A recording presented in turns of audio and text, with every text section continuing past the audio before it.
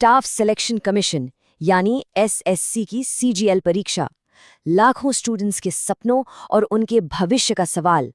लेकिन हाल ही में यही परीक्षा एक बहुत बड़ी उथल-पुथल की वजह बन गई। कहीं सर्वर डाउन, कहीं सेंटर कैंसिल और हर तरफ बस एक अनिश्चितता का माहौल। तो चलिए आज इस पूरे मामले की तह तक चलते हैं। ये शब्द किसी एक स्टूडेंट के नहीं है। ये सिमरन जैसे लाखों छात्रों की आवाज़ है, जिनकी बातों में आपको साफ साफ उनकी पीड़ा और निराशा महसूस होगी। ये सिर्फ कोई टेक्निकल ग्लिच नहीं है, ये उनके पूरे भविष्य पर एक सवालिया निशान है। देखिए, जब भी कोई ऐसी बड़ी खबर आती है तो उसके पीछे कुछ असली कहानियां होती हैं, लोगों की कहानियां।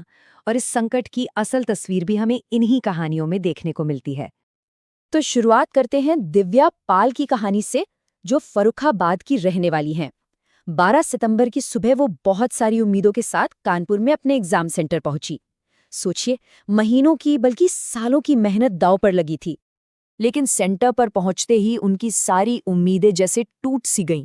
पता चला सर्वर ही डाउन है। उन्हें और उनके जैसे करीब 24 और स्टूडेंट्स को बस ये कहकर लौटा दिया गया कि आज परीक्षा नहीं होगी। आगे क्या होगा, एग्जाम दोबारा कब होगा, इसकी कोई जानकारी नहीं दी गई। दिव्या के ये शब्द बताते हैं कि इस बदइंतजामी का असर कितना गहरा था। जरा सोचिए, सुबह 7 बजे से भूखे प्यासे, इस टेंशन में कि अब क्या होगा, वो 2 बार बेहोश तक हो गई। ये सिर्फ एक एग्जाम का कैंसिल होना नहीं था, ये उनके पूरे साल की मेहनत पर पानी फिरने का डर था।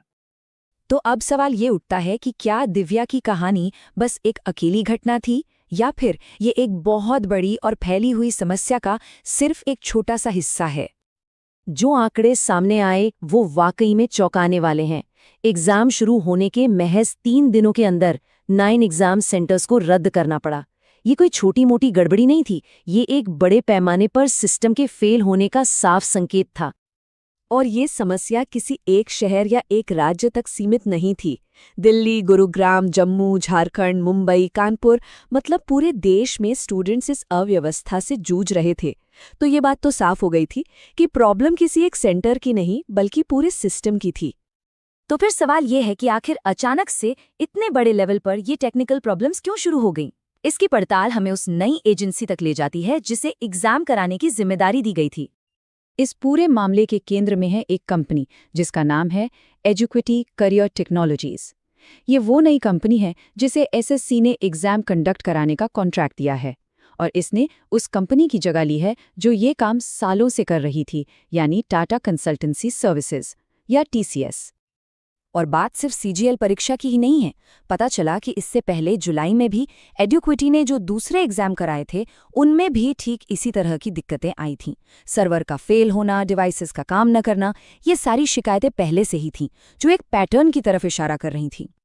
ये सारी बातें हमें इस विश्लेषण के सबसे ज़रूरी हिस्से पर ले आती हैं। सवाल ये है कि इतने खराब ट्रैक रिकॉर्ड के बावजूद एडुक्विटी को ये कॉन्ट्रैक्ट आखिर मिला तो मिला कैसे?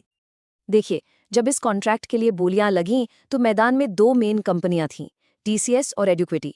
और मजे की बात यह है कि एसएससी की अपनी ही टेक्निकल कमेटी ने माना था कि टीसीएस का ऑपरेटिंग सिस्टम ज्यादा मजबूत और बेहतर है, जबकि एडुक्विटी का जो विंडोज बेस्ड सिस्टम है वो बहुत ज्यादा सेफ नहीं है। तो फिर यहाँ सबसे बड़ा सवाल यही उठता है, अगर एक कंपनी की टेक्नोलॉजी को साफ साफ बेहतर और ज्यादा सुरक्षित माना गया था, तो फिर कॉन्ट्रैक्ट दूसरी कंपनी को क्यों दिया गया? और इसका जवाब इस टेबल में छिपा है। टीसीएस ने हर कैंडिडेट के लिए 311 रुपए की बोली लगाई थी, जबकि एडुक्विटी ने सिर्फ 171 रुपए की। मतलब टेक्निकल चिंताओं को एक तरफ रखकर सबसे कम बोली लगाने वाली कंपनी को यह कॉन्ट्रैक्ट दे दिया गया। तो यहाँ निर्णायक फैक्टर टेक्नोलॉजी नहीं बल्कि कीमत थी। अच्छा, इस पूरे हंगामे पर एसएससी का क्या कहना है? अब जरा ऑफिशियल पक्ष पर भी एक नजर डाल लेते हैं। एसएससी के चेयरमैन एस गोपालकृष्णन ने ये माना कि हाँ, कुछ सेंटर्स पर मिसमैनेजमेंट था। उन्होंने ये भरोसा भी दिलाया कि ऐसे सेंटर्स को बंद किया जा रहा है और अगर गलतियां होती रहीं तो कानूनी कार्रवाई भी होगी। एसएससी का तर्क ये भी है कि प्रॉब्लम को कुछ ज्यादा ही बढ़ा चढ़ाकर बताया जा रहा है। उनके हिसाब से कुल 227 सेंटर्स में से 215 पर परीक्षा बिल्कुल ठीक ठाक हुई। उनका दावा है कि गड़बड़ी सिर्फ कुछ ही सेंटर्स तक सीमित थी।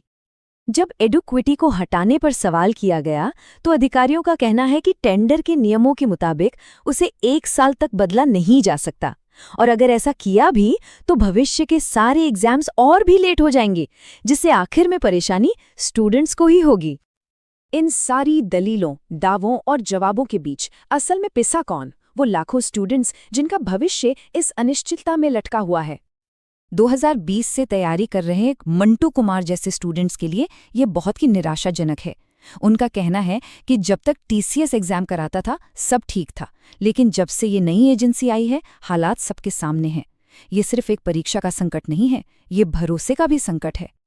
और आखिर में ये पूरी कहानी हमें एक बहुत गंभीर सवाल पर लाकर छोड़ देती है कि जब कोई सिस्टम पैसे बचाने के लिए क्वालिटी से समझौता करता है तो दिव्या, सिमरन और मंटू जैसे लाखों स्टूडेंट्स के समय, उनकी मेहनत और उनके भविष्य के रूप में इसकी असली कीमत आखिर कौन चुकाता है?